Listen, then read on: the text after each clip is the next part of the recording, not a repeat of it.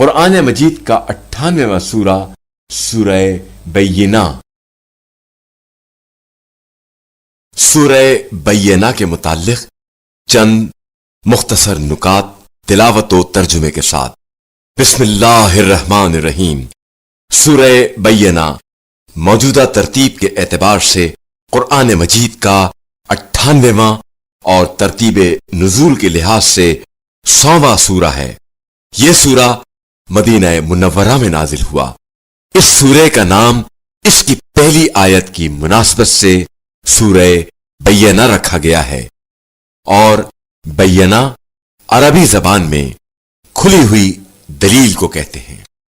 پہلی آیت کے مطابق اہل کتاب اور مشرکین دونوں مختلف اعتبار سے رسول خدا صلی اللہ علیہ وآلہ وسلم کی آمد کا انتظار کر رہے تھے اور ان پر ایمان لانے کے لیے آمادگی کا اظہار کر رہے تھے، لیکن جیسے ہی آپ صلی اللہ علیہ وآلہ وسلم نے پیغام الہی کو پیش کیا تو سب منحرف ہو گئے اور آپس میں بھی اختلاف شروع کر دیا اور رسول خدا صلی اللہ علیہ وآلہ وسلم کو ستانا شروع کر دیا۔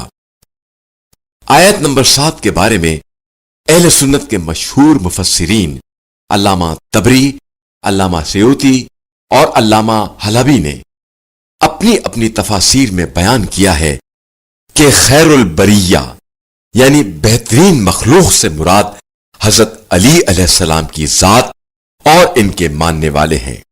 اصحاب رسول خدا صلی اللہ علیہ وآلہ وسلم حضرت علی علیہ السلام کو آتے دیکھ کر کہا کرتے تھے کہ دیکھو مخلوقات میں سے بہترین ہستی آ رہی ہے۔ آخری آیت کے مطابق نجات کے لیے تنہا عمل صالح کافی نہیں ہے کہ انسان چند عبادات کو اپنی کامیابی سمجھے، بلکہ اعمال صالح کے ساتھ دل کی گہرائیوں میں خوف خدا بھی ہونا ضروری ہے، جو اعمال کی نگرانی کرتا رہے اور انسان کو راہ حق سے منحرف ہونے سے بچائے رکھے۔ جو شخص اس سورے کو لکھ کر اپنے پاس رکھے، اگر اسے یرقان ہے تو وہ ختم ہو جائے گا۔ بسم اللہ الرحمن الرحیم۔ بنام خدائے رحمان و رحیم۔ لم يكن الذين كفروا من أهل الكتاب والمشركين منفكين حتى تأتيهم البينة۔ اہل کتاب اور مشرکین میں سے جو لوگ کافر تھے وہ باز آنے والے نہ تھے جب تک ان کے پاس واضح دلیل نہ آئے۔ رسول من اللہ یتلو صحفا مطہرہ، یعنی اللہ کی طرف سے ایک رسول جو انہیں پاک صحیفہ پڑھ کر سنائے۔ فیہا کتب قیمہ، ان صحیفوں میں مستحکم تحریریں درج ہیں۔ وما تفرق الذين اوتوا الكتاب الا من بعد ما جاءتهم البينة، اور جنہیں کتاب دی گئی تھی وہ واضح دلیل آنے کے بعد متفرق ہو گئے۔ وما امروا الا ليعبدوا الله مخلصين له الدين حنفاء ويقيموا الصلاة ويؤتوا الزكاة وذلك دين القيمة۔ حالانکہ انہیں تو صرف یہ حکم دیا گیا تھا کہ وہ یکسو ہو کر دین کو اس کے لیے خالص رکھتے ہوئے صرف اللہ کی عبادت کرے اور نماز قائم کرے اور زکوٰۃ ادا کرے، اور یہی مستحکم تحریروں کا دین ہے۔ ان الذين كفروا من اهل الكتاب والمشركين في نار جهنم خالدين فيها اولئك هم شر البرية۔ اہل کتاب اور مشرکین میں سے جو لوگ کافر ہو گئے وہ یقیناً جہنم کی آگ میں ہمیشہ رہیں گے، یہی لوگ مخلوقات میں بدترین ہیں۔ ان الذين آمنوا وعملوا الصالحات اولئك هم خير البرية، جو لوگ ایمان لائے اور نیک عمل بجا لائے یقیناً یہی لوگ مخلوقات میں بہترین ہیں۔ جزاؤهم عند ربهم جنات عدن تجري من تحتها الأنهار خالدين فيها أبدا رضي الله عنهم ورضوا عنه ذلك لمن خشي ربه۔ ان کا صلہ ان کے رب کے پاس دائمی باغات ہیں جن کے نیچے نہریں بہتی ہوں گی اور جن میں وہ ابد تک ہمیشہ رہیں گے۔ اللہ ان سے راضی ہوا اور وہ اللہ سے راضی ہوئے۔ یہ سب کچھ اپنے رب سے خوف رکھنے والے کے لیے ہے۔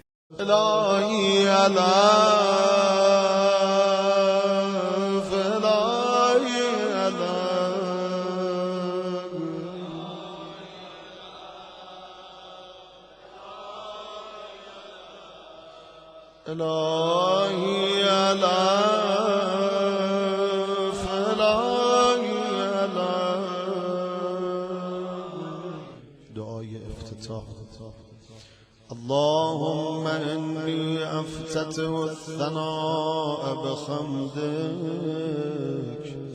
وأنت مسدد للصواب بمنك وأيقنت أنك أنت أرحم الراحمين في موضع العفو والرحمن وأشد المعاقبين في موضع النكال والنقمة وأعظم المتجبرين في موضع الكبرياء والعظمة۔ اللهم أذنت لي في دعائك ومسألتك فاسمع يا سميع مدحتي وأجب يا رحيم دعوتي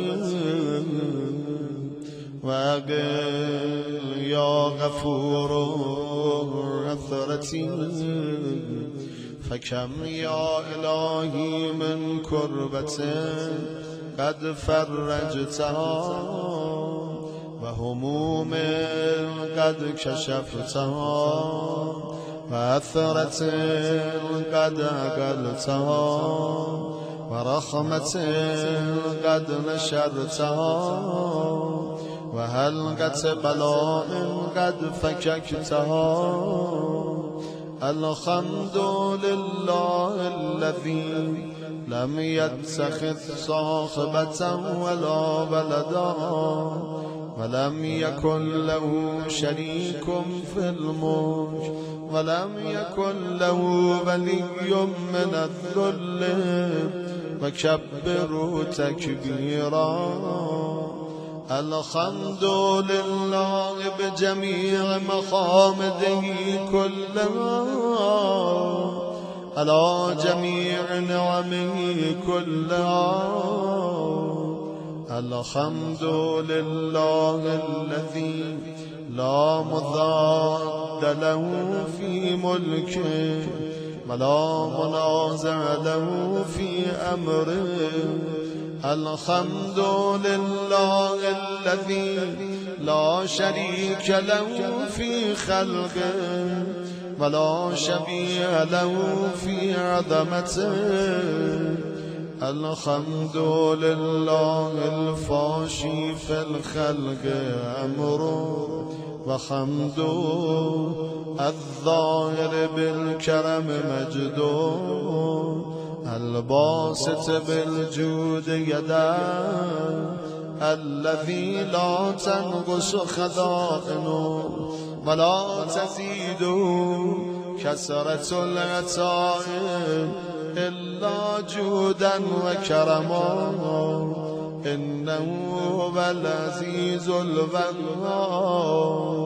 اللهم إني أسألك قليلا من كثير ما حاجة بي إليه عظيما وغناك عنه قدير وهو عندي كثير وهو عليك سهل يسير اللهم إن عفوك عن ذنبي وتجاوزك عنك عن خطيئتي وصفحك عن ظلمي وسترك على قبيح أملي وهلمك عن كثير جرمي عندما كان من خطئي وعمدي أتمعني في أن أسألك ما لا أستوجب منك الذي رزقتني من رحمتك وأريتني من قدرتك وعرفتني من إجابتك فصرت عدوك آمنا وأسألك مستأنسا لا خائفا ولا وجلا مدلا عليك فيما قصدت فيه لك فإن أبت عني أتبت بجهلي عليك ولعل الذي أبت عني هو خير لي لعلمك بعاقبة الأمور فلما رمولا الكريما أصبر على عبد لئيم منك علي يا رب إنك تدعوني فأبلغك وتتبب إلي فأتبغض إليك وتتودد إلي فلا أقبل منك كأن لي التتول عليك فلم يمنعك ذلك من الرحمة لي والإحسان إلي والتفضل علي بجودك وكرمك فارحم عبدك الجاهل فارحم عبدك وجد عليه بفضل إحسانك إنك جواد كريم الحمد لله مالك الملك مجري الفلك مسخر الرياح فالق الإصباح ديان الدين رب العالمين الحمد لله على علمه بعد علمه والحمد لله على عفوه بعد قدرته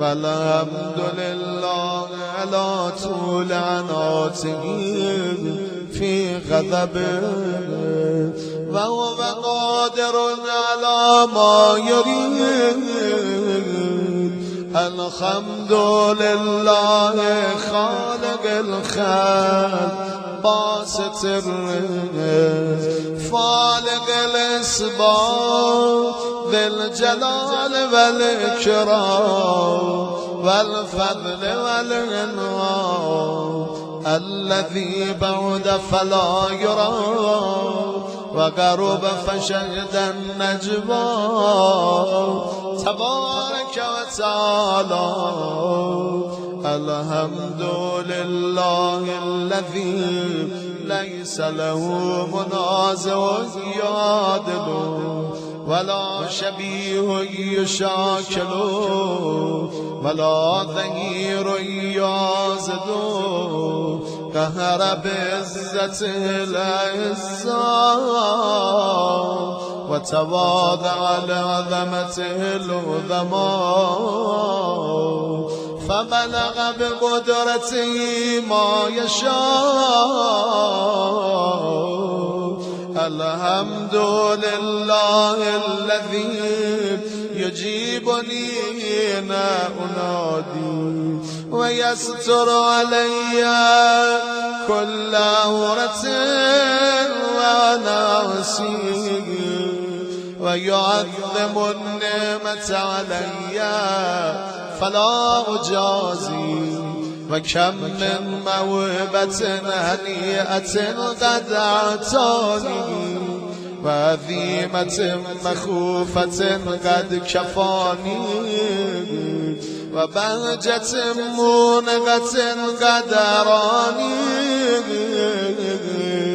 فأثني عليها مدى واذكره مسبحا الحمد لله الذي لا يهتك حجابه ولا يغلق بابه ولا يرد سائله ولا يخيب عامله شکر خدایی که درهای رحمتش هیچ وقت بسته نمیشه گدا رو از در خونش رد نمیکنه آرزومندی رو محروم از در خونش بر نمیگردونه الحمد لله الذي يؤمن الخائفين وينجي الصالحين ويرفع المستضعفين ويدع المستكبرين ويهلك ملوكا ويستخلف آخرين والحمد لله قاسم الجبارين مبير الظالمين مدرك العاربين نكال الظالمين صريخ المستصرخين موضع حاجات الطالبين معتمد المؤمنين الحمد لله الذي من خشيته ترعد السماء وسكانها وترجف الأرض وأمارها وتموج البحار ومن يسبح في غمراتها الحمد لله الذي هدانا لهذا وما كنا لنهتدي لولا أن هدانا الله الحمد لله الذي يخلق ولم يخلق ويرزق ولا يرزق ويتم ولا يتم ويميت الأحياء ويحيي الموتى وهو حي لا يموت بيده الخير وهو على كل شيء قدير. اللهم صل على محمد عبدك ورسولك وأمينك وسفيك وحبيبك وخيرتك من خلقك وحافظ سرك ومبلغ رسالاتك أفضل وأحسن وأجمل وأكمل وأزكى وأنمى وأطيب وأطهر وأسنى وأكثر ما صليت وباركت وترحمت وتحننت وسلمت على أحد من عبادك وأنبيائك ورسلك وصفوتك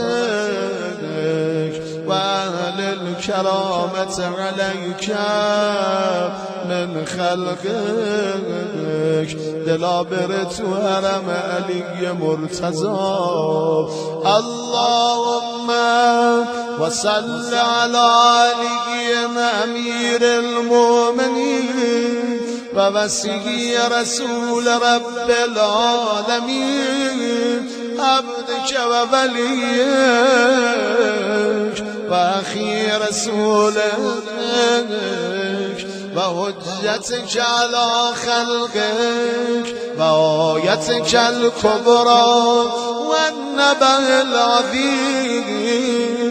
وصل على الصديقة الطاهرة فاطمة سيدة نساء العالمين. وصل على سبتي الرحمة وإمامي الهدى الحسن والحسين سيدي شباب أهل الجنة. وصل على أئمة المسلمين علي بن الحسين ومحمد بن علي وجعفر بن محمد وموسى بن جعفر وعلي بن موسى ومحمد بن علي وعلي بن محمد والحسن بن علي والخلف الهادي المهدي. حججك على عبادك وأمناك في بلادك صلاة كثيرة دائمة. اللهم وصل على ولي أمرك القائم المؤمن والعدل المنتظر ووفه بملائكتك المقربين وأيده برون القدوس يا رب العالمين. اللهم اجعله الداعي إلى كتابك والقائم بدينك استخلفوا في الأرض كما استخلفت الذين من قبله مكن له دينك الذي ارتزيته له أبدله من بعد خوفه أمنا يعبدك لا يشرك بك شيئا. اللهم أعزه وأعزز به وانصره وانتصر به وانصر نصرا عزيزا وافتح له فتحا يسيرا واجعل له من لدنك سلطانا نصيرا. الله اللهم أظهر به دينك وسنة نبيك حتى لا يستخفي بشيء من الحق مخافة أحد من الخلق. اللهم إنا نرغب إليك في دولة كريمة تعز بها الإسلام بأهله وتذل بها النفاق بأهله وتجعلنا فيها من الدعاة إلى طاعتك والقادة إلى سبيلك وترزقنا بها كرامة الدنيا والآخرة. اللهم ما عرفتنا من الحق فحملنا وما قصرنا عنه فبلغنا. اللهم المن به شعثنا وشعب به صدقنا وارزق به فتقنا وكثر به قلتنا وأعزز به ذلتنا وأغن به عائلنا واقض به عن مغرمنا واجبر به فقرنا وسد به خلتنا ويسر به يسرنا وبيض به وجوهنا وفك به أسرنا وأنجز به طلبتنا وأنجز به مواعيدنا واستجب به دعوتنا واعتنا به سؤلنا وبلغنا به من الدنيا والآخرة آمالنا وأتنا به فوق رغبتنا يا خير المسؤولين وأوسع المطيع اشف به صدورنا واذهب به غيظ قلوبنا واهدنا به لما اختلف فيه من الحق بإذنك إنك تهدي من تشاء إلى صراط مستقيم وانصرنا به على عدوك وعدونا إله الحق آمين. اللهم إنا نشكو إليك فقد نبينا صلواتك عليه وآله وغيبة ولينا وكثرة عدونا وقلة عددنا وشدة الفتن بنا وتظاهر الزمان علينا وصل على محمد وآله وقنا على ذلك بفتح منك تعجل وبذر تكشف ونصر تعز وسلطان حق تظهر ورحمة منك تجللنا وعافية منك تلبسنا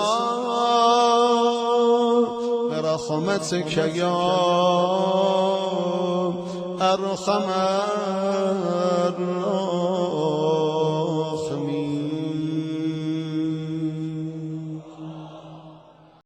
اعوذ باللہ من الشیطان الرجیم. بسم اللہ الرحمن الرحیم. الحمد للہ رب العالمین والصلاة والسلام علی سید الانبیاء والمرسلین حبیب الہ العالمین ابی القاسم محمد. اللہم صلی علی محمد آل محمد وعلی آلہ الطیبین الطاہرین سیما بقیۃ اللہ فی الارضین. قال اللہ تعالی فی کتابہ الکریم بسم اللہ الرحمن الرحیم وَنُرِيدُ أَن نَّمُنَّ عَلَى الَّذِينَ اسْتُضْعِفُوا فِي الْأَرْضِ وَنَجْعَلَهُمْ أَئِمَّةً وَنَجْعَلَهُمُ الْوَارِثِينَ. پروردگار عالم کا شکر بجا لانے کے لیے، اہل بیت اطہار علیہ السلام کی نظر لطف کو حاصل کرنے کے لیے، اور انشاءاللہ پروردگار آپ کے اور ہماری طاعتوں کو، عبادتوں کو اس مبارک مہینے کے اندر قبول فرمائے. انشاءاللہ اچھی شب قدر نصیب فرمائے. جہاں کہیں بھی ہوں درود بھیجے گا نبی اور اولاد نبی کے اوپر. اللہم صلی علی محمد آل محمد وعجل فرجہم. عزیزان محترم، خداوند متعال کا ایک بار پھر شکر بجا لاتے ہیں کہ اس نے ہمیں اور آپ کو یہ توفیق دی اس ماہ مبارک رمضان کے اندر کہ اپنی تہذیب نفس کے اوپر محنت کریں، تزکیہ نفس کے اوپر محنت کریں. چھوٹی چھوٹی کوتاہیاں ہیں جو انسان کی جمع ہوتی رہتی ہیں، اور بعض اوقات یہی چھوٹی چھوٹی کوتاہیاں، غفلتیں، لغزشیں انسان کو کسی بڑی مشکل کی طرف لے جا سکتی ہیں. لیکن اس رب کریم کا انتہائی لطف و کرم ہے کہ اس نے ہمیں ایسے مواقع فراہم کیے ہیں، جیسے ماہ مبارک رمضان کا مہینہ، ماہ مبارک رمضان اور شب جمعہ اور دوسرے ایسے مواقع جس میں وہ چاہتا ہے کہ ہم اس سے قریب آئیں اور یہ جو گناہوں کا بوجھ ہے اس سے اپنے آپ کو نجات دلا سکیں. اور یہ وہ فضل و کرم ہے خداوند متعال کا جو اس نے آپ کو اور ہمیں نصیب کیا ہے. پروردگار عالم کی اس نعمت کو اپنی طرف موڑنے کے لیے نعمتیں خود بخود بڑھ رہی ہوتی ہیں. صرف ہمیں یہ کرنا ہے کہ وہ نعمتیں ہم تک پہنچ سکیں. اللہ کی رحمت واسعہ ہے کہ جو ہر بندے تک پہنچ رہی ہوتی ہے، حتیٰ جو اس کو نہیں مانتا اس تک پہنچ رہی ہوتی ہے. لیکن کچھ خاص نعمتیں ایسی ہیں کہ جو ہمیں اپنی طرف لانی پڑتی ہیں. سورج تو سب پہ چمک رہا ہے، لیکن اللہ کا ایک خاص رزق ہے کہ جو اس نے اپنے خاص بندوں کی طرف بھیجنا ہوتا ہے. اس رزق کے لیے ہمیں جد و جہد کرنی ہوتی ہے. اور رزق کا اصل مفہوم یہی ہے. رزق کا اصلی مفہوم ہم سب جانتے ہیں، مال و دولت نہیں ہے. مال و دولت فانی ہے، خداوند متعال باقی ہے. خداوند متعال اگر اپنے کسی بندے کے اوپر عنایت کرتا ہے تو اس کو فنا نہیں دیتا، اس کو بقا دیتا ہے. خلقتم انما خلقتم للبقاء، تم لوگ بقا کے لیے خلق ہو. تو جب وہ باقی چیزیں نوازتا ہے اس کا رزق بھی باقی ہے. اور ہمیں پتہ ہے یہ دنیا، مادی دنیا ختم ہو جانے والی ہے، تو یہ مادی رزق باقی رزق نہیں ہے. اور یقیناً معنوی رزق باقی رزق ہے. وہ خداوند متعال کے اصل عطا ہے. اس کو لینے کے لیے ہمیں خداوند متعال کے سامنے التجا کرنی ہوتی ہے، دعا کرنی ہوتی ہے. اور یہ مہینہ التجا کا مہینہ، یہ مہینہ دعا کا مہینہ. آپ کی خدمت میں عرض کیا تھا کہ انشاءاللہ اہل بیت اطہار علیہ السلام کی سیرت طاہرہ اس ماہ مبارک رمضان کے حوالے سے، معاشرے کے اندر کام کرنے کے حوالے سے جس طرح سے بیان ہوئی ہے، اس کو ہم کوشش کریں گے کہ مختصر چند ایام کے اندر بیان کریں، اور تاکہ انشاءاللہ پروردگار عالم کے لطف و کرم سے اس ماہ مبارک کی برکتوں کو حاصل کر سکیں. ایک روایت میرے ذہن میں ہے، کل بھی ایک روایت آپ کی خدمت میں عرض کی تھی، جہاں تک مجھے یاد آتا ہے مولا 8ویں امام علی بن موسیٰ رضا علیہ السلام سے. اللہم صلی علی محمد آل محمد. آج جو روایت آپ کی خدمت میں عرض کرنا چاہتے ہیں، یہ روایت مولا امیر المومنین سے ہے، اور یہ روایت اصول کافی کے اندر بیان ہوئی ہے، اور کافی کے اندر بیان ہوئی ہے. اور ممکن ہے کہ اصول کافی نہ ہو، فروع کافی ہو، چونکہ آپ کو پتہ ہے کہ کتاب کافی چند جلدوں کے اندر تقسیم ہوئی بھی ہے. تو ابھی میں نہیں کہہ سکتا جہاں تک مجھے یاد ہے کہ یہ کس کتاب میں ہے، اصول میں ہے یا فروع میں ہے، لیکن کتاب کافی کے اندر بیان ہوئی. امام نے فرمایا علیکم فی شہر رمضان بکثرت الاستغفار والدعاء، تمہارے اوپر واجب ہے کہ تم ماہ مبارک رمضان کے اندر استغفار اور دعا کثرت سے انجام دو. استغفار اور دعا کثرت سے انجام دو.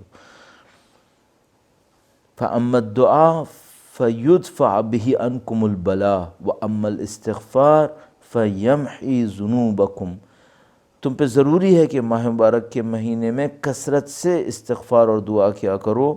دعا تم سے بلا کو دور کرتی ہے اور استغفار کی وجہ سے تمہارے گناہ پاک ہو جاتے ہیں۔ دعا بلا کو دور کرتی ہے اور استغفار کے ذریعے سے گناہ پاک ہو جاتے ہیں۔ کتنا سادہ کلام ہے، لیکن اگر تھوڑا گہرائی میں جائیں تو پھر ہمیں احساس ہوتا ہے کہ اپنی سادگی کے باوجود مفہوم سے بھرا ہوا ہے۔ امام نے فرمایا دعا بلا کو دور کرتی ہے۔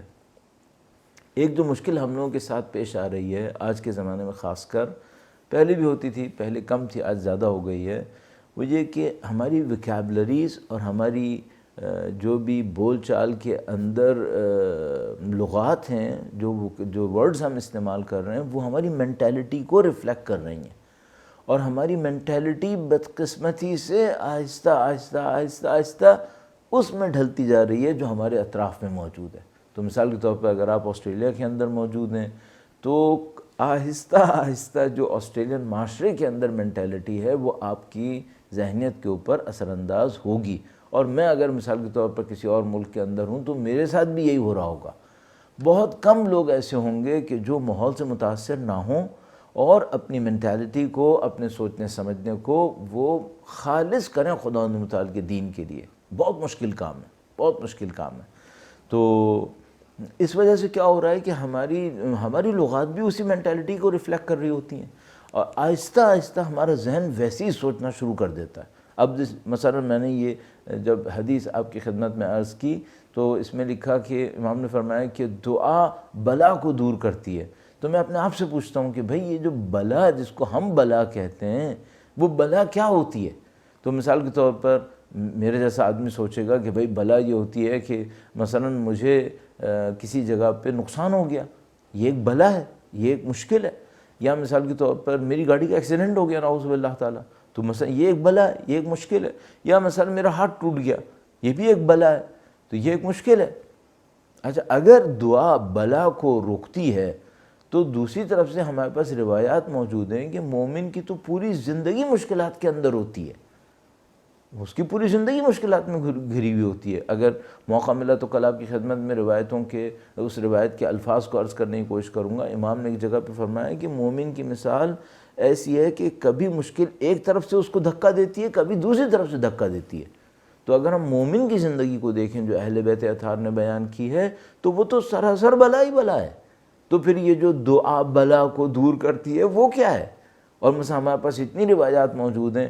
شیخ عباس قمی جن کی کتاب مفاتیح الجنان ہے، ان کی ایک کتاب سفینۃ البحار بھی ہے، اور اس کے اندر انہوں نے روایات کو موضوعات کے حساب سے جمع کیا ہوا ہے، اور اس کے اندر اگر آپ کبھی جا کر دیکھیں مومن اور آزمائش اور ابتلا کے چیپٹرز کو، تو آپ دیکھیں گے کہ وہاں روایات کہتی ہیں کہ مومن اگر پہاڑی کی چوٹی پہ بھی چلا جائے تو خدا متعال کسی کو وہاں بھیجتا ہے جو اس کو کسی مشکل میں مبتلا کر دے۔ تو بھئی یہ جو دعا بلا کو روکتی ہے وہ کون سی بلا ہے؟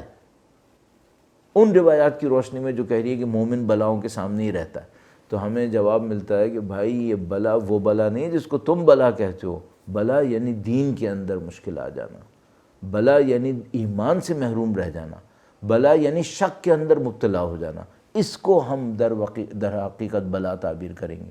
ورنہ ایک انسان مشکل میں پڑے اور ان مشکلات کے ذریعے سے اپنے معنوی روحانی مقام کو بلندتر کرتا چلا جائے، یہ تو کوئی بلا نہیں ہے، یہ تو ایک لحاظ سے نعمت ہے۔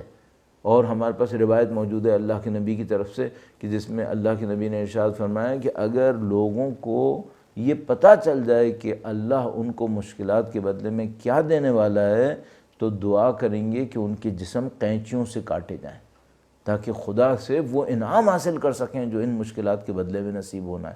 البتہ یہ کہنا بہت آسان ہے، میں نے ابھی آپ کی خدمت میں 2 منٹ میں کہہ دیا، لیکن جھیلنا کتنا مشکل ہے کہ کوئی ان تمام مشکلات کے سامنے ہو، ان تمام مصیبتوں میں گھرا ہوا ہو اور خدا متعال کے دیے ہوئے انعام کے اوپر اکتفا کرے اور اپنے آپ کو مطمئن رکھے، بلکہ شکر بھی کرے کہ خدایا تو نے مجھے اس قابل سمجھا۔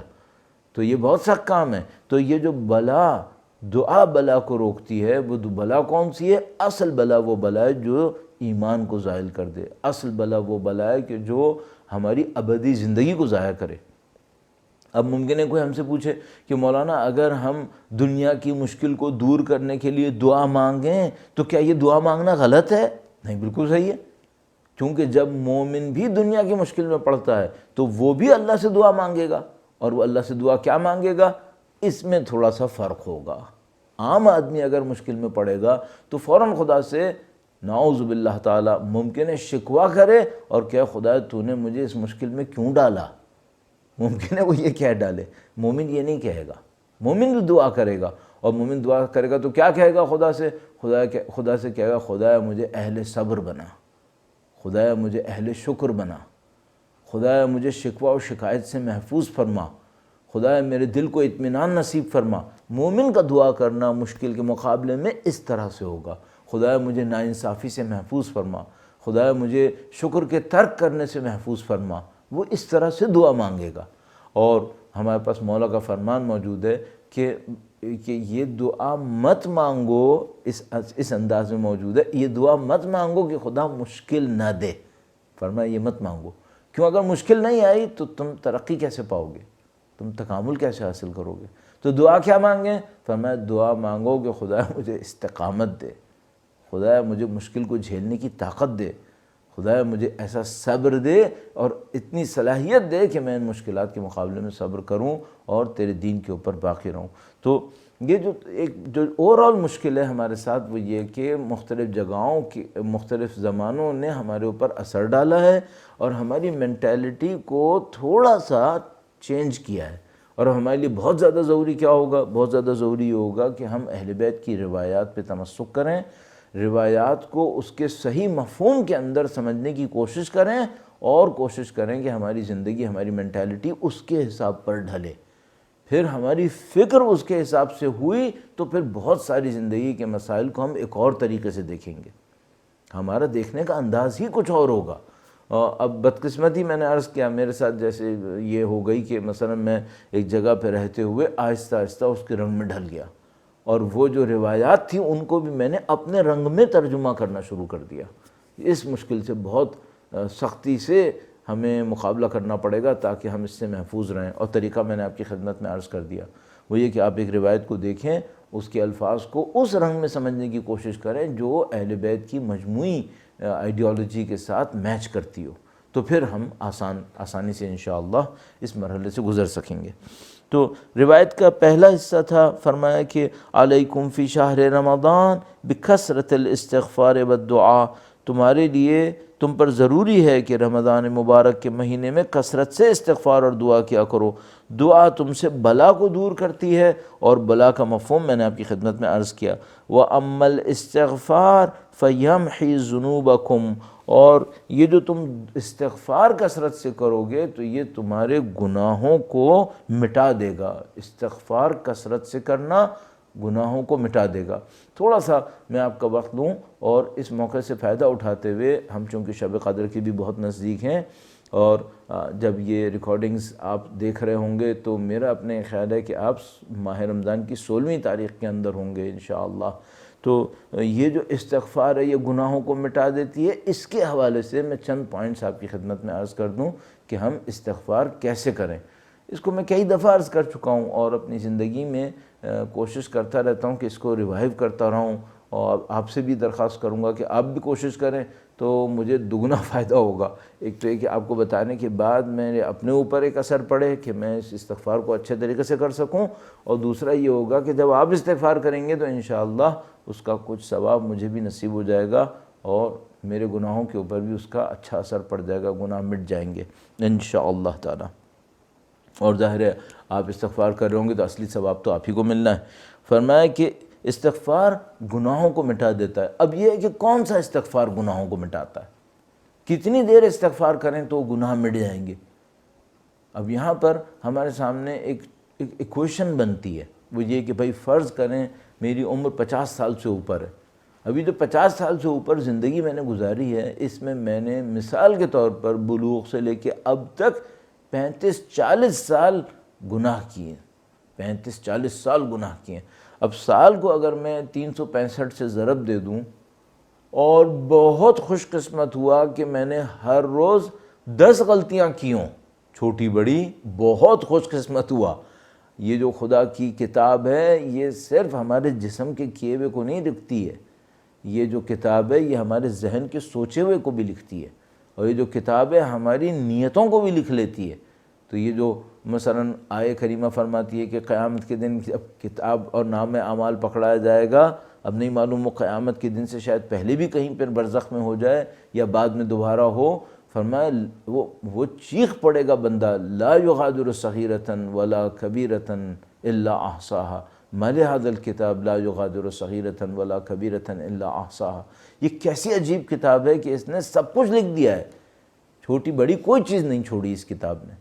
تو جب خدا کہہ رہا ہے کہ کوئی چھوٹی چیز نہیں چھوڑی، تو اب آپ یہ سمجھ لو کہ اس میں کچھ نہیں بچنا ہے۔ تو میری انٹینشن کیا ہے، اور میں کیا سوچ رہا تھا، اور میں نے کیا مثال کے طور پر ارادہ کیا تھا، اور میں نے کیا عمل سے انجام دیا تھا، کیا زبان سے کہا تھا، کیا ذہن میں سوچا تھا، سب کا سب اس کتاب کے اندر ہے۔ اب اگر میں اس طرح سوچوں اپنی غلطیوں کو، تو میں روز کی کتنی غلطیاں کاؤنٹ کروں، اور کچھ غلطیاں تو ایسی ہوں گی کہ جو میری غلطیوں کے نتیجے میں بن رہی ہوں گی، اور میں یہ کہوں گا یہ تو میں نے نہیں کیا، پتہ چلے گا نہیں تم نے تو نہیں کیا، لیکن تم نے ایک اور ڈرامہ کیا تھا مثلا، اس کے نتیجے میں یہ سب کام خراب ہو گیا۔ تمہیں اس کا بوجھ بھی اٹھانا ہے، جیسے کہ ہمارے پاس روایات کے اندر موجود ہے کہ اگر دین میں کوئی شخص انحراف لے کر آئے گا، تو وہ قیامت کے دن مثال کے طور پر جب اپنے نامہ اعمال کو دیکھے گا، تو دیکھے گا ایسے گناہ اس کے اندر لکھے ہیں جو اس نے نہیں کیے۔ وہ پوچھے گا کہ بھئی یہ کیا ہے، یہ تو میں نے نہیں کیا۔ کہا تم نے نہیں کیا، لیکن جن لوگوں کو تم نے گمراہ کیا تھا ان لوگوں نے کیے، تم اس کے پابند ہو، تم اس کے ذمہ دار ہو۔ تو بھائی یہ تو معاملہ بہت عجیب ہے۔ مثلا فرض کریں اگر میں نے نعوذ باللہ تعالیٰ ایک آدمی کو دین سے ڈس ہارٹ کر دیا، اور وہ دین سے بددل ہو گیا میری وجہ سے، نعوذ باللہ تعالیٰ، اس کے بعد اس نے دین سے ہٹ کر کچھ گناہ کیے، میں اس میں شریک ہو جاؤں گا، کم از کم شریک ہو جاؤں گا۔ تو اگر میں بہت خوش قسمت ہوا اور میں نے 10 غلطیاں کاؤنٹ کر لیں، تو یہ جناب عالی سال کی بنتی ہیں 3500 سے زیادہ، اور ملٹیپلائی اس کو کروں مثلا 10 20 30 40 سے، اللہ اکبر، نہیں معلوم کیا ہو گیا پھر۔ اب مجھے ان پر استغفار کرنا ہے، استغفار کرنا ہے۔ اور یہاں پر ایک اور مشکل ہے، وہ یہ کہ گناہ تو میں نے عمل میں کیا تھا، سوچ کر، جسم سے، بول کر، دیکھ کر، سن کر، عمل تھا، اور اب میں جو استغفار کر رہا ہوں کیا؟ صرف زبان سے استغفر اللہ۔ تو یہ بھی خدا کا لطف و کرم ہے۔ مولا چوتھے سرکار نے صحیفہ کاملہ کے اندر ارشاد فرمایا کہ خدا تیرا لطف و کرم ہے کہ گناہ تو میں نے عمل سے کیا، ممکن ہے جسم سے کیا، دیکھا سنا کیا، قدم اٹھائے یا کھایا، اور تو ایک زبان کی حرکت کو مجھ سے قبول کرنے کو تیار ہو گیا۔ یہ خدا کا لطف و کرم ہے۔ اب مسئلہ میرے ساتھ یہ ہے کہ میں تو اتنا ضعیف اور ناتوان ہوں کہ اگر میں صرف زبان کے استغفار کے ذریعے سے ان تمام گناہوں کو ختم کرنے کی کوشش کروں، اور ہر گناہ کے مقابلے میں 10 20 نہیں، ایک استغفار کہوں، یہ بھی میری طاقت میں نہیں ہے، یہ بھی میری توانائی میں نہیں ہے۔ اس میں بہت ساری مشکلات ہیں میرے لیے۔ ایک تو ہے کہ وہ عدد اتنا زیادہ ہے کہ میں اس کے اوپر ایک دفعہ زبان سے کتنی استغفار کروں گا۔ دوسرا مسئلہ یہ ہے کہ میں جب وہ گناہ کر رہا تھا تو میں نے ان گناہوں سے چاہے مصنوعی چاہے غیر حقیقی ایک لذت لی تھی۔ اب جو استغفار کر رہا ہوں تو اس کے ایکویلنٹ شرمندگی میرے اندر آ رہی ہے ہر استغفار کے اوپر۔ اور پھر میں نے عرض کیا کہ ہر گناہ کے پیچھے کانسیکوینسز تھے، وہ تو مجھے بالکل نہیں معلوم کہ وہ کیا تھے۔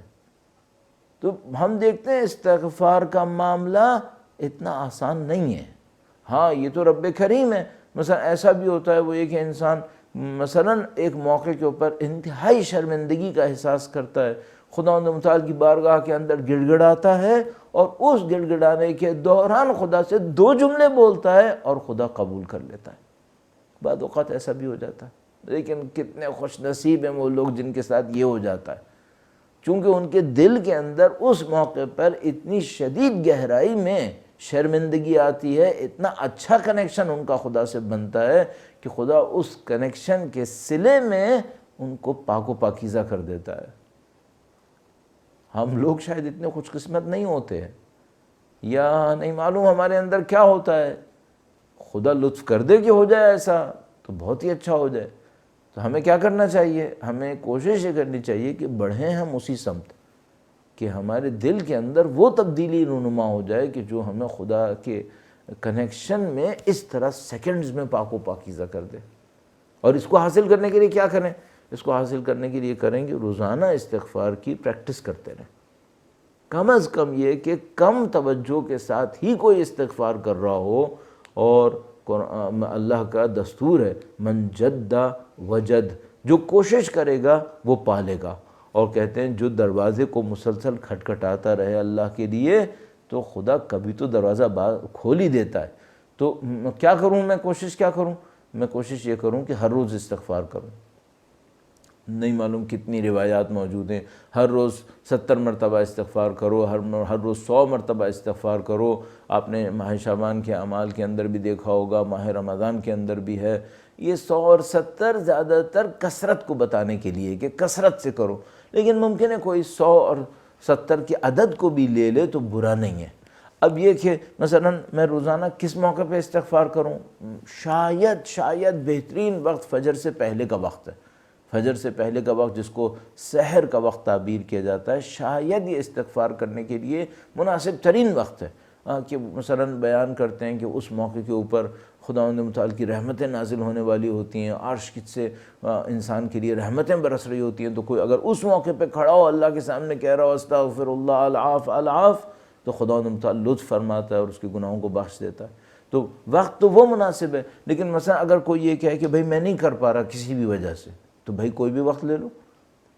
یہ تو خداوند متعال کا لطف و کرم ہے کہ اس نے ہمارے اوپر دروازوں کو بند نہیں کیا، ہمارے لیے وقت معین نہیں کیا، اس نے اپنی بارگاہ کو کھلا رکھا ہے کہ کوئی بھی بندہ کسی بھی وقت چاہے وہ خدا سے توسل کر سکتا ہے، خدا سے تمسک کر سکتا ہے، خدا کو پکار سکتا ہے۔ تو بھئی کوئی بھی وقت لے لو آپ، اب کوئی بھی وقت لے لو۔ تو استغفار کیسے کریں؟ اب میں چند منٹس آپ کے لوں گا اور اس کو عرض کرنے کی کوشش کروں گا اس سارے مقدمے کے ساتھ، اور اس مقدمے میں آج کا کافی وقت گزر گیا۔ وہ یہ کہ استغفار کے کیسے طریقے استعمال کیے جا سکتے ہیں۔ تو شاید میں نے پہلے بھی عرض کیا ہو آپ کی خدمت میں، حافظے میں نہیں رہتا ہے کہ ابھی کیا کہا اور کیا نہیں کہا، تو میں آپ کی خدمت میں جلدی سے اس کو عرض کرتا ہوں۔ ایک بار پھر جہاں کہیں بھی ہوں اپنی سلامتی کے لیے اور انشاءاللہ وقت کے امام کے نظر لطف کے حصول کے لیے درود بھیجیں محمد و آل محمد پر۔ اللہم صلی علی محمد و آل محمد وعجل فرجہم۔ تو بھئی استغفار کیسے کریں؟ مثلا نماز شب کے لیے کھڑے ہوئے ہیں، وتر میں ہیں، اور آپ نے قنوت میں انشاءاللہ استغفار کرنا ہے، یا مثلا نماز شب ختم ہو گئی ہے اور آپ سجدے میں ہیں اور استغفار کرنا چاہتے ہیں، یا اصل نماز شب نہیں ہے، سونے سے پہلے آپ نے 5 منٹ نکالے اور اس وقت آپ کسی سجدے میں یا بیٹھے ہوئے اللہ کے سامنے استغفار کرنا چاہتے ہیں۔ کیسے استغفار کریں؟ سادہ سا جملہ تو وہی ہے، العفو، کم از کم استغفر اللہ، اس سے اور زیادہ استغفر اللہ ربی و اتوب الیہ، اور زیادہ، اور یہ جملہ بہت زیادہ روایات کے اندر آیا۔ لیکن یہ جملہ تو کہیں، اس کے ساتھ کیا کریں؟ اس کے ساتھ یہ کریں کہ اپنی زندگی کے پرانے گناہوں کو یاد کریں۔ یہ بہت اہم ہے، انتہائی اہم ہے کہ انسان زندگی کے پرانے گناہوں کو یاد کر کے استغفار کرے۔ یعنی کاش ایسا ہو جائے، کم از کم اتنا ہو کہ میں نے زندگی میں جتنے گناہ کیے ہیں سب گناہوں کے ساتھ ایک استغفر اللہ لکھا ہوا مل جائے، اور توجہ والا استغفر اللہ۔ ایک دفعہ میں کھڑا ہوتا ہوں، میں ایک دم سے کہتا ہوں استغفر اللہ استغفر اللہ استغفر اللہ، یا الاف الاف الاف اس طرح سے بول دیتا ہوں۔ کہہ لیں، اچھا ہے، کم از کم نہ کہنے سے تو اچھا ہے میں ایسے کر لوں، لیکن یہ ہے کہ اصل کام کیا ہے؟ اصل کام یہ ہے کہ پرانے گناہوں کو یاد کروں، تھوڑا سا شرمندگی کا احساس ہو کہ خدا غلط کیا تھا، معاف کر دے، اور نہ کرنے کا عزم ہو، اور اس کے بعد پھر استغفار کا جملہ بھی کہہ دے۔ تو مثال کے طور پر ان پرانے گناہوں کو کیسے یاد کروں؟ بڑا ٹرکی کام ہے۔ مثلا میرے جیسا آدمی جب 35 سال ہو گئے، مثلا 35 سال سے زیادہ ہو گئے، بالغ ہوئے ہوئے، تو اگر مجھ سے کوئی یہ کہ جب تمہاری عمر 17 سال تھی تو تم نے گناہ کیے، ان کو یاد کرو، بہت مشکل کام ہے میرے لیے. لیکن اس طریقے سے کسی نے بتایا اور بہت اچھا بتایا، وہ یہ کہ بھئی اس طرح سے کر لو. جیسے مثلا جب میں 15 سال کا تھا اور مثلا جب میں قم گیا تو میری عمر 17 سال اور کچھ مہینے تھی، تو میں سوچوں کہ میں بالغ ہونے کے بعد سے لے کر ایران جانے تک، قم جانے تک، یہ جو 2-2.5 سال تھے، یہ میں نے کس محلے میں گزارے، کس گھر میں گزارے. جب میں اس گھر میں رہ رہا تھا تو معمولاً اس گھر میں یہ گناہ کرتا تھا. مثلا تو مثال کے طور پر ایک دفعہ بیٹھ جاؤں 70 مرتبہ استغفار کروں کہ اس دور میں میں نے نعوذ باللہ تعالیٰ جو غلط چیزیں دیکھیں اس پہ استغفار کر رہا ہوں. پھر ایک دفعہ 70 مرتبہ 100 دفعہ اس دور میں جو میں نے غلط سنا اس پہ استغفار کر رہا ہوں. اس دور میں جو میں نے والدین کی نافرمانیاں کی اس پہ استغفار کروں. ایک دفعہ بیٹھوں اس دور میں جو میں نے ہمسایوں کے لیے حق میں کوتاہیاں کی اس سے استغفار کروں. کسی کے مال کے اندر تصرف کیا جو اسے پسند نہیں تھا اس پہ استغفار کروں. تو ایک دفعہ کیا کیا، میں نے ایک دور کو ٹارگٹ کر لیا، 2 سال 2.5 سال 1 سال اس کو ٹارگٹ کر لیا اور مختلف طریقوں سے استغفار کرنا شروع کر دیا. تو امید قوی یہ ہے، اور کوشش کروں کہ یاد بھی آئیں کہ مثال کے طور پر بھئی ہر انسان نے اپنی زندگی کو مختلف اسٹیجز میں گزارا ہوتا ہے. تو مثلا اسٹیج کو یاد کروں. مثلا اگر کوئی یہاں پہ جوان بیٹھا ہے تو اللہ کا کرم ہے، اگر جوان کو استغفار کی توفیق نصیب ہو رہی ہے تو کتنا آسان کام ہے اس کے مقابلے میں کہ ہماری جیسی عمر کا کوئی بندہ ہو. تو اگر کوئی جوان ہو تو وہ یہ سوچے کہ بھائی جب میں مثال کے طور پر فرض کریں جب میں گریجویشن کر رہا تھا یا جب میں کالج کے اندر تھا تو میں نے اس کالج کے اندر فلاں سال جو پہلا سال تھا اس میں زندگی ایسی گزاری تھی، اس دوران میں جو گناہ کیے تھے اس میں والدین کے معاملے میں، بھائی بہنوں کے معاملے میں، کسی کے مال دولت کے معاملے میں، کسی کی عزت آبرو کے معاملے میں، کسی کی مثلا غیبت کے معاملے میں جو گناہ کیے اس پہ میں استغفار کرنا شروع کر دوں تو کیا ہوگا کہ میرے لیے تھوڑا سا کام آسان ہو جائے گا. پھر میں زندگی کو مختلف اس طرح پیریڈز کے اندر تقسیم کرتا چلا جاؤں اور ہر پیریڈ کے لیے استغفار کرتا چلا جاؤں تو امید قوی یہ ہوگی کہ میرے تمام گناہوں کے اوپر کچھ نہ کچھ استغفار کا سایہ آ جائے گا. لیکن کیا یہ کام مثال کے طور پر ہفتے 10 دن میں ہو سکتا ہے؟ بہت مشکل ہے. چونکہ میں نے عرض کیا کہ مثلا ایک پیریڈ کے اندر والدین کے حقوق کے اوپر 70 دفعہ مثلا استغفار کرے تو یہ بہت بڑی تعداد بن جائے گی. لیکن زندگی جتنی باقی ہے اس میں گزار لے، روزانہ 70 مرتبہ استغفار کر لے اور پھر ایک اور کوشش کرے مجھے کہ جن گناہوں پہ استغفار کر رہا ہے کم سے کم وہ پھر دوبارہ سرزد نہ ہوں. ہمارے ساتھ تو مشکل یہ ہے جیسے کہ دعائے سحر کے اندر آیا مثلا اور ماہ رمضان کی دعاؤں کے اندر آیا کہ خدایا میں وہ ہوں کہ جو گناہ چھوڑنے کا ارادہ کرتا ہوں، توبہ کرتا ہوں اور پھر اس گناہ کا مرتکب ہو جاتا ہوں جس کے لیے ابھی توبہ کی تھی. تو یہ تو ہماری کمزوری ہوئی نا. ہم اس کمزوری پہ بھی خدا متعال سے استغفار کرنی ہوگی کہ خدایا کیوں میں ایسا ہوں کہ میں بار بار غلطیاں کرتا ہوں، بار بار توبہ کرتا ہوں، بار بار پھر اسی غلطی کے اندر اپنے آپ کو مبتلا کر دیتا ہوں. تو یہ استغفار کا ایک طریقہ کار ہوگا اور اس استغفار کے ساتھ جو ہے وہ کوشش یہ کرے کہ اب میں اس کو بالکل اینڈ پر لے جاتے ہوئے عرض کروں کہ جب وہ استغفار کے مرحلے سے گزر رہا ہو تو اس کے مقابلے میں کسی اچھی صفت کو بھی ٹارگٹ کرے. اگر کسی کو یہ توفیق مل جائے کہ وہ اپنی لائف کو ریویو کر رہا ہو اس طریقے سے تو وہ سمجھ جائے گا کہ میرے اندر یہ خرابیاں ہیں جن کی وجہ سے میرے گناہ بڑھ رہے تھے اس زمانے کے اندر، انشاءاللہ اب نہیں بڑھ رہے ہوں گے. تو وہ پک کر لے وہاں سے کہ یہ خرابی مجھے فوراً چھوڑنی ہے کیونکہ اگر یہ خرابی رہی تو پھر گناہ کم نہیں ہوں گے. اور اس طریقے سے استغفار کا ایک پریکٹیکل رزلٹ بھی حاصل کر لے کہ استغفار کے ذریعے سے وہ اپنی ان غلطیوں کی روٹس کو پوائنٹ آؤٹ کر لے اور اس کو سولو کرنے کی کوشش کرے. میں نے بڑا وقت لیا آپ کا اور اس کے اوپر کافی ایمفیسس کیا اور میرے خیال میں تکرار بھی میں کافی کر گیا، لیکن یہ سب اس لیے کیا تاکہ انشاءاللہ اس کی اہمیت ہمارے لیے واضح رہے اور انشاءاللہ امام کے اس فرمان پہ عمل کریں گے تو خداوند متعال ہمیں پاکیزہ کر دے. اور جب وہ پاکیزہ کرے گا تو کیا ہوگا؟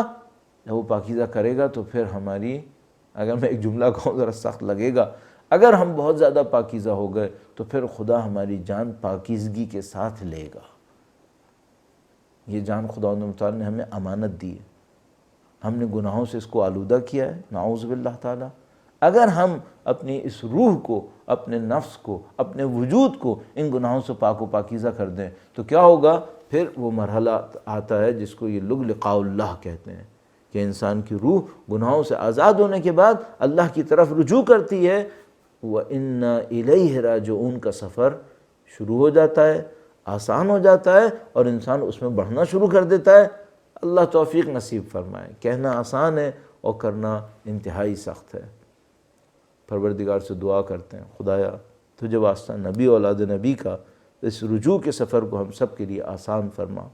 پروردگار تجھے واسطہ نبی اور اولاد نبی کا اور قرآن کریم کا، ان کی نورانیت کے صدقے میں ہمارے تمام گناہان صغیرہ و کبیرہ کی مغفرت فرما۔